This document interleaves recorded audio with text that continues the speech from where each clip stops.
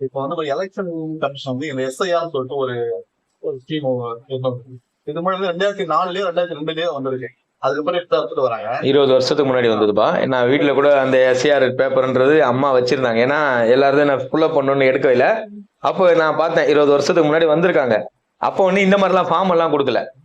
மக்களை வந்து இல்ல அதுவும் சொல்லிடுறேன், இந்த மாதிரி வந்து மக்களை வந்து குழப்பல. தம்பி உங்க வீட்டுல எத்தனை அப்பாவுடைய பேர் என்ன, உன் கணவர் பெயர், அப்பா மனைவி பெயர், அவங்க அப்பா பெயர், அவங்க பிள்ளைங்க எத்தனை அப்படின்னு சொல்லிட்டு ஒரு சீட் ஒன்று கொடுத்துருவாங்க. அதோட ஒரிஜினல் காப்பி அவங்க எடுத்துப்பாங்க, அவங்களே எழுதுவாங்க. ஒரிஜினல் காப்பி அவங்க எடுத்துப்பாங்க, ஓட்டர் ஐடி நம்பர்லாம் போட்டு எழுதிட்டு ஜெராக்ஸ் இருக்கு பாத்தீங்களா, கீழே அந்த கலர் பேப்பர் வச்சிருப்பாங்க. அந்த பேப்பர் வச்சு கீழே அந்த பிரிண்ட் அது மட்டும் தான் கையில கொடுப்பாங்க நம்ம கையில.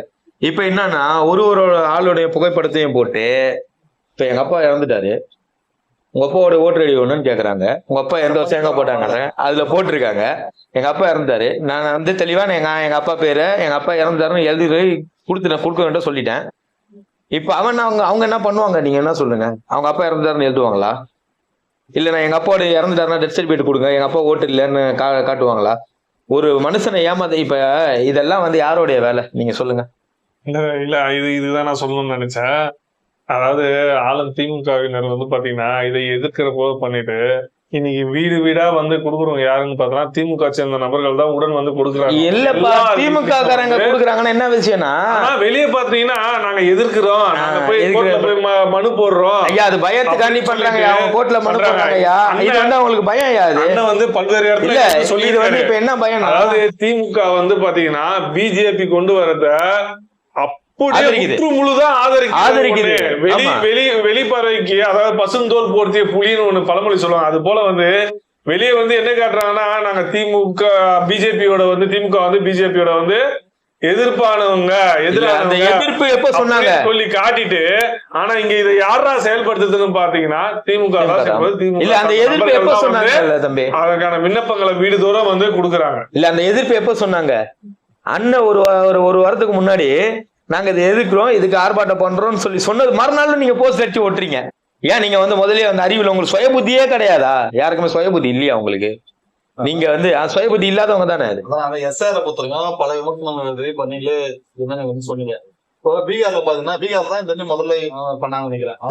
65 லட்சம் வாக்காளர்கள் ஏதோ இல்ல, அந்த 65 லட்சம் வாக்காளர்கள் இருக்காங்கல்ல, அந்த 65 லட்சம் வாக்காளர்களை வந்து தமிழ்நாட்டுல சேர்க்கணும். எங்க சேர்க்கணும்? தமிழ்நாட்டுல சேர்க்கணும். அப்போ என்ன பண்ணணும்னா அந்த கண் துடைப்பை இங்க கொண்டுட்டு வரணும். அதை கொண்டு வந்தாதான் வந்து பிஜேபி வந்து தமிழ்நாட்டுல முளைக்கணும்னு நினைக்குது. கட்டாயம் காவால கூட முளைக்காது தாமரை. புரியுதுங்களா? எலெக்ஷன் சொல்லும் போது நம்ம என்ன ஒரு பயம் ஏற்படுதுன்னா, இப்ப இந்த எஸ்ஐஆர் முடிச்சுதான் இந்த எலெக்ஷன் வந்தாங்க. எலெக்ஷன்ல வந்து கொஞ்சம் போட்டி போட்டு ஜெயிச்ச மாதிரி இருந்தாலும் நம்மளுக்கு ஏதோ சந்தேகம் வந்திருக்கு. ஆனா முழுக்க ஃபுல் ஸ்பீட் பண்ணிட்டாங்க. காங்கிரஸ் இது வரைக்கும் இல்லாத படுதோலி ஆளுந்திருக்கு. இந்த எஸ்ஆருக்கு அப்புறம் கிட்டத்தட்ட 200 மேல சீட்டு வச்சு ஆட்சியை பிடிச்சுங்க பிஜேபி. இந்த எஸ்ஆர் தான் காரணமானு சொல்லிட்டு எஸ்ஆர் முழுக்க எஸ்ஆர் தான் காரணம். ஒன்னொன்னு ஓட்டு மிஷின்.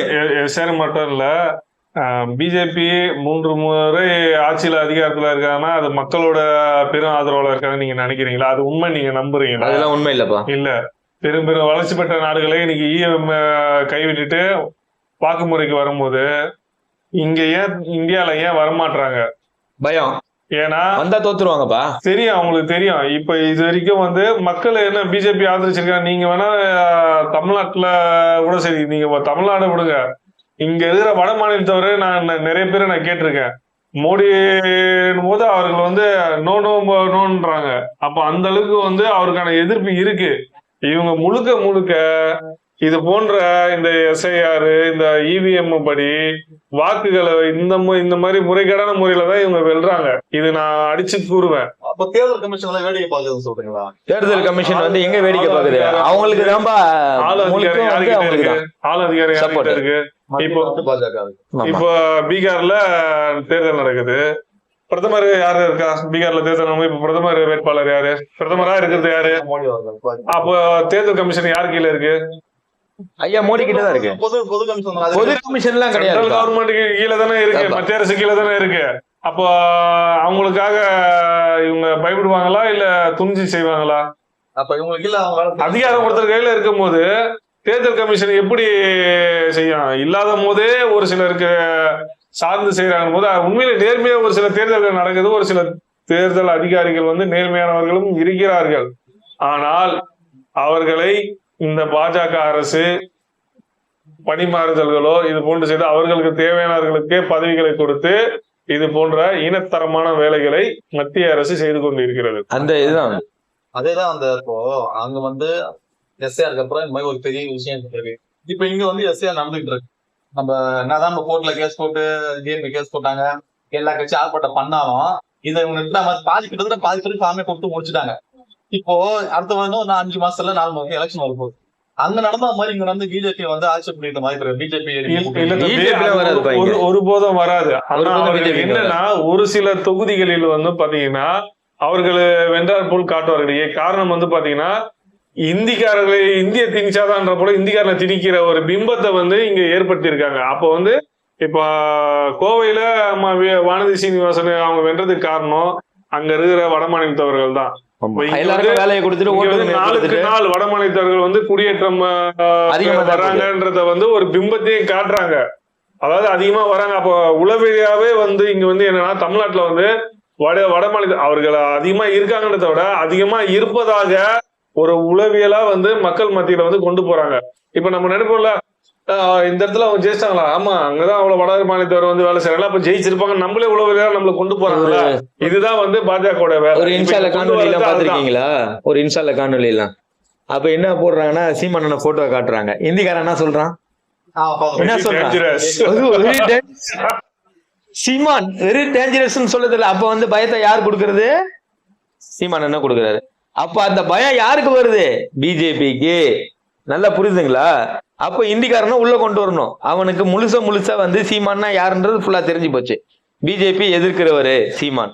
அப்போ அந்த காணொலியில நீங்க பாத்தீங்கன்னா தெரிஞ்சுப்போம் உங்களுக்கு எல்லாம். பிஜேபி மட்டும் இல்ல, இங்க அண்ணன் எவ்வளவு சொல்லிட்டாரு, இந்த திராவிட கட்சிகளுக்கும் எதிர்தான் சொல்றாரு. இந்த இதை ஒழிக்கதான் அண்ணன் ரெண்டு இப்போ பிஜேபி மட்டும் இல்ல காங்கிரஸையும் அண்ணன் என்ன சொல்றேன், இனத்தின் துரோகி காங்கிரஸ். அதுல அண்ணன் ஒரு முறையும் சமரசத்துக்கு நிக்கல. நம்ம இனத்துக்கான துரோகி வந்து காங்கிரஸ்.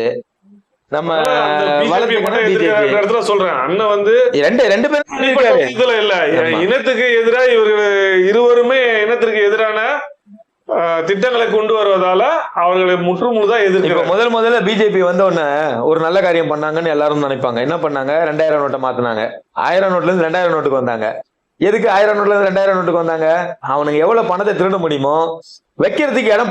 இந்த இப்ப 1000 நோட்டை வச்சா நிறைய வைக்கணும், 2000 நோட்டுனா கம்மியா இருக்கும். சரி, 1 லட்சம் ரூபாய் பாக்கெட்ல வச்சுட்டு போயிடலாம். அப்போ அவன் வீட்டுல பீரோல வைக்கிறதுக்கும் நல்ல வசதியா இருக்கும். ஒரு கடத்துறதுக்கும் அவன் அரசியல் பண்றதுக்கும் கடத்துறதுக்கும் அது வசதியா இருக்கும். அதுக்காண்டிதான் அந்த பணத்தை மாத்தினாங்க. அதுக்கப்புறம் இது வரல யாரும் 2000 நோட்டு பார்த்தது இல்ல. இப்ப வரல வேற புலங்குறது என்ன நோட்டு அத ரத்து செஞ்சதுக்கு அவர்கள் சொன்ன காரணம் என்ன சொன்னாங்க? ஊழல் ஒழிக்கப்படும், ஒழிக்கப்படும். அதுல வந்து பேரு என்னப்பா, தீவிரவாதமா இல்ல தேசியவாதமா? இப்போ அந்த நோட்ல 2000 நாளுக்கு நாள் ஊழல் பெருகி கொண்டேதான், ஊழல் ஜாஸ்தியா தான் போச்சு. ஒரு பத்திரிகையில இன்னைக்கு கூட நம்ம பாக்குறோம், இந்த இடத்துல அரசு ஊழியர் பணம் வாங்கிட்டாங்க, இங்க தாசில்தார் பணம் வாங்கிட்டாங்க, இங்க சர்வேர் பணம் வாங்கிட்டான்னு சொல்லிட்டு ஒவ்வொருத்தர் மீது நடவடிக்கை. ஊழல் இல்லாம யாராவது ஒருத்தர் கையெழுத்து போட்டாங்க பணம் வாங்குறவங்க, ஒரு வேலை ஒரு அரசு அதிகாரி பணம் வாங்காம யாராவது கையெழுத்து போட்டாங்கன்னு சொல்லுங்க பாக்கலாம். எங்குமே நம்ம வந்து அவங்களுக்கு கையூட்டு கொடுக்காம எங்குமே ஒரு வேலை நடக்கிறதுல. ஆனா நாம் தமிழர்ல மட்டும்தான் கையூட்டு ஊழல் ஒழிப்பு பாசறைன்னு ஒரு பாசறையை நடத்தி கொண்டு போகுது. இதுல நம்ம வந்து பெருமிதம் கொள்ளணும்.